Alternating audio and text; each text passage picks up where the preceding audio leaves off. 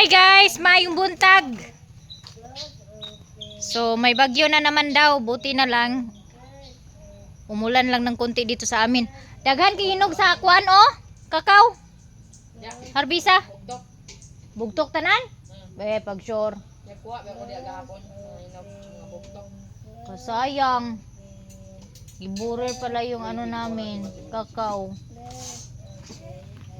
So pupunta ako ngayon doon sa mulberryhan. Mag-update ako ng aking mulberry. But before that, mag-CR sa Maninay guys. Kay na. I-check ko muna yung aking mulberry. Maraming salamat sa lahat ng mga nanonood na aking video. Update lang po tayo. Dito. Ay nako, may pinutol. Naadyo'y tulod ay duha ka sanga giputol. Kinsay nagkuan danay putol sa mulberry di ay? Ito, putulin ko to. Itanim ko to. May nanguha ng ano, may nanguha ng sanga. Sino na naman kaya at hindi nagpaalam? Mayroon talagang mga tao na may nadaanan at nagustuhan, nanguha ng hindi nagpapaalam. Dito, okay. Dito ako dadaan. Kasi sobrang kapal na ng balanghoy. Ay.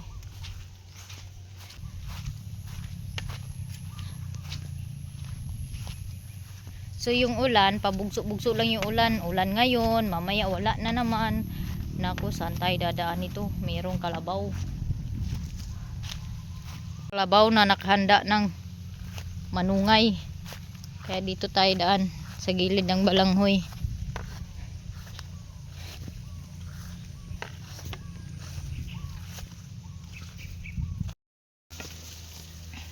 Shout out deh sa tanan ako mga supporters na patuloy na nanood sa aking video. Uy, kamang taan eh. Ay, thank you. Naku, kailangan ko na talaga aksyonan to. Sinundan talaga ako ng kalabaw guys. Yun, lumapit na talaga yung kalabaw. Ay, naku. Ang sagbot na. Sagbot na ng ano ko. Kailangan kong mag-spray ng ano kayang i-spray ko dito para hindi kainin yung dahon.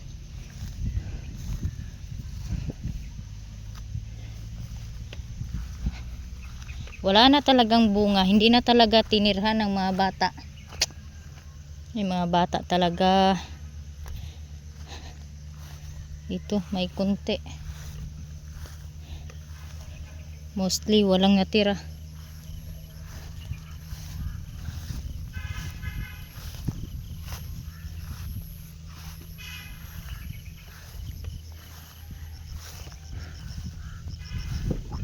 Yung dito na side, hindi siya na ano. Kailangan ko din sigurong patayin tong kahoy na to.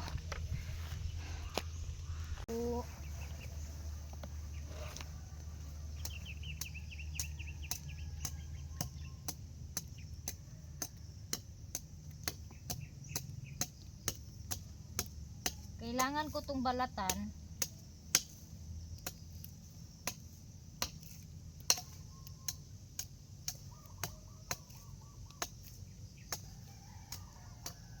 Ayan.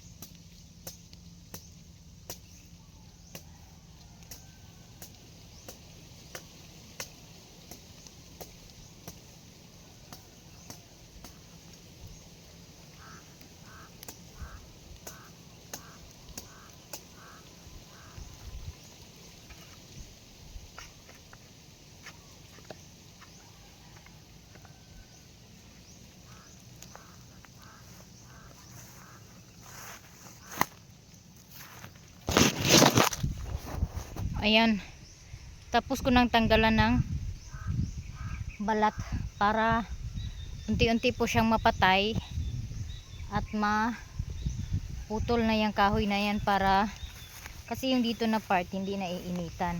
Tapos yung doon naman kinain ng bag dahil sa kahoy na ganito din. Buti na lang yung dito na side ay hindi kinain. Naubos naman yung mga dahon nito eh. Inubos talaga ng bag yung dahon.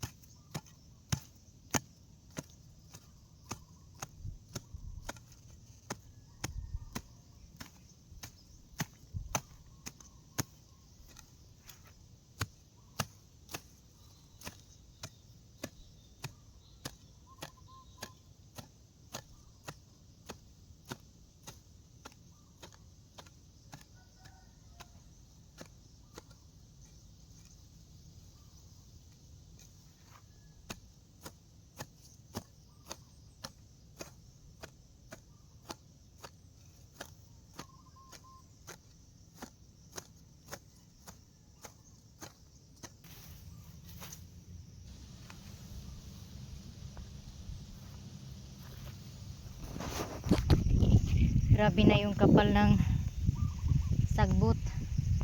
Kailangan na talaga siya guys na mamawer, hindi na siya maano sa bungay.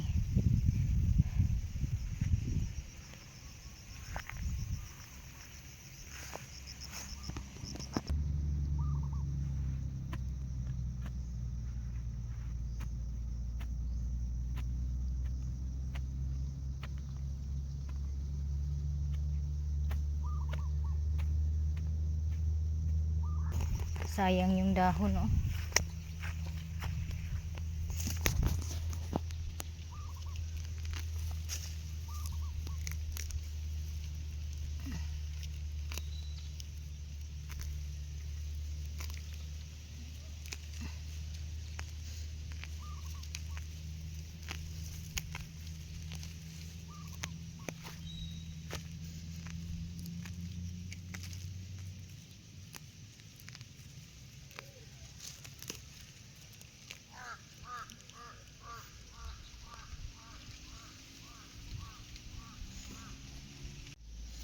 Finally nakahinog talaga siya guys, hindi to nakita ng mga bata. Tanggalin natin to kasi hinog na to.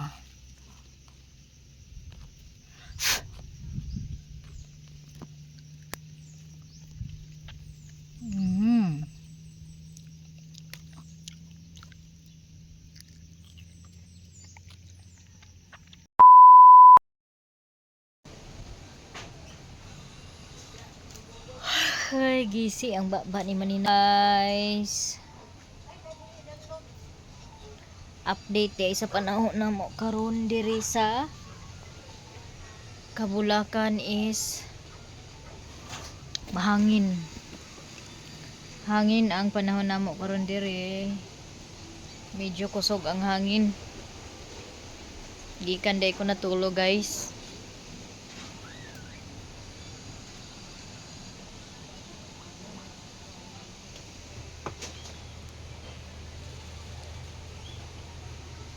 Ang cute ng alaga ko. Nasa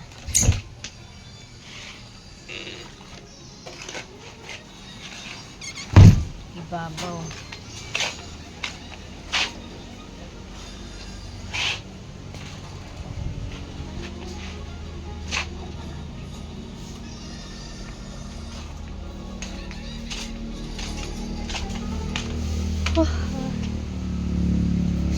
Uy, na mo bisita dahil guys. Amay nasaag sa amo ang balay. Taga-asa man niya. Taga-asa man kado. Ha? Tagalayang lugar. Amang ka nag-deliver sa kuan. Nagkuha kag similya sa pinya Sugbong Kogon. Kumuha pala siya dag similya ng pinya sa Sugbong Kogon. So meron akong dinala dito kahapon na tawag nito. Yung mga maasa na yung uban daning mga pat nga akong pinalit. Gikan man dito sa ibabaw. Gikan man dito sa ibabaw ang diri. Asa mang uban dani maayo. Yung mga pinagtanggalan ko ng seedling ng mulberry ay inipon ko kasi binili ko yung pat na yun. Tama dayo. Ang sana daw.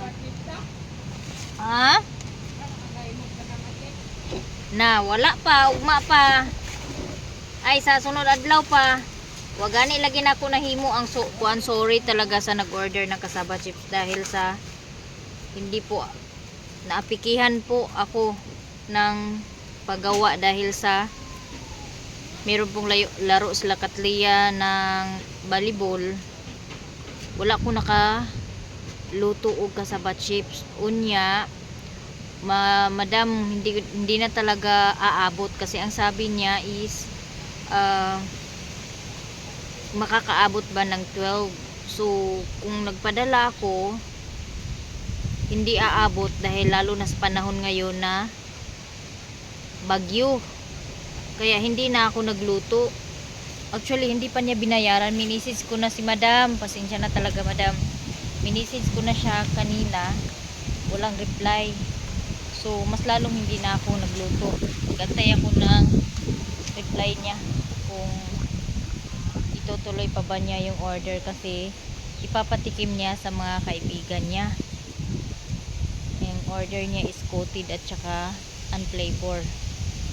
Pero dahil na busy po ako sa pag-atiman sa akong estudyante dito sa dula nila sa Sugbong Kogon, wala jud ko maka apas og luto sa kasaba chips. So na ako'y daghan ni asya akong gikuan. Mga tinanggalan ako mo ni siya ang akong gitanuman sa mulberry. Gitapok ko ni gipos niya ambot og asa ang uban. Gidulaan siguro sa mga bata.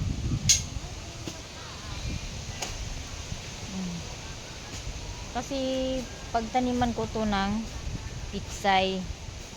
Itong gagawin ko dito, lalagyan ko ng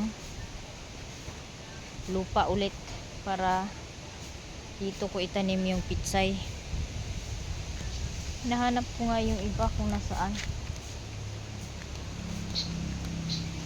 Yan po ang update sa panahon namin ngayon, no? Mahangin.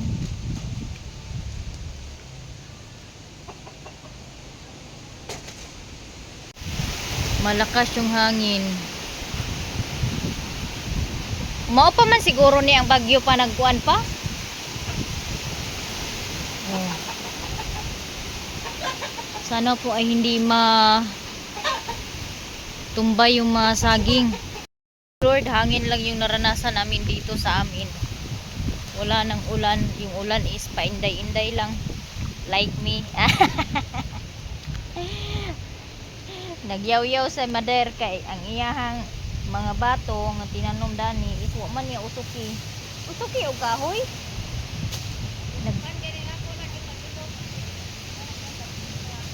Tumubo na kasi yung mga betong niya at ayan. Dahil yung mga bata, dahil may bunga yung marang, dito dumadaan. O ayan ang nangyari. Tuloy. Naapakan. Tingin tayo dito ng marang. Wala na. Salin-salin na lang sa mga bata. Yung mga bata yung ano dito sa marang. Burir mo itong saging dito dapit. Uy, daghara day hinog sa kuan oh. Mag-harvest aday kung kuan. Sili kay sayang kay sa nga tanan og dili harbison.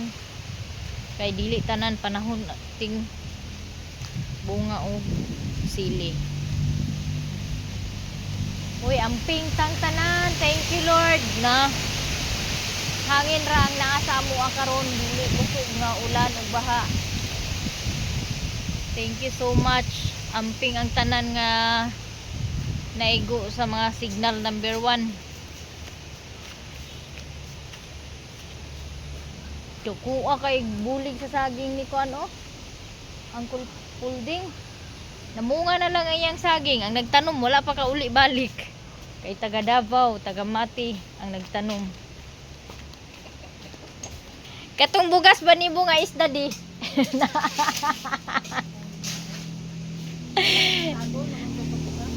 Naapawa na. Kato tanan? Kaabot ba kani atong bugas sa kuan? Tanaw na ko akong bugas. Mga maninay makaabot pa ba ni sa Miyerkules? Kay aboy ginuo ko. Kani nga sitwasyon di na gini kaabot sa Miyerkules. Murag I think kutob ra ni Martis. Isdadi wala na day itong bugas ni mama nga gikan sa isdadi.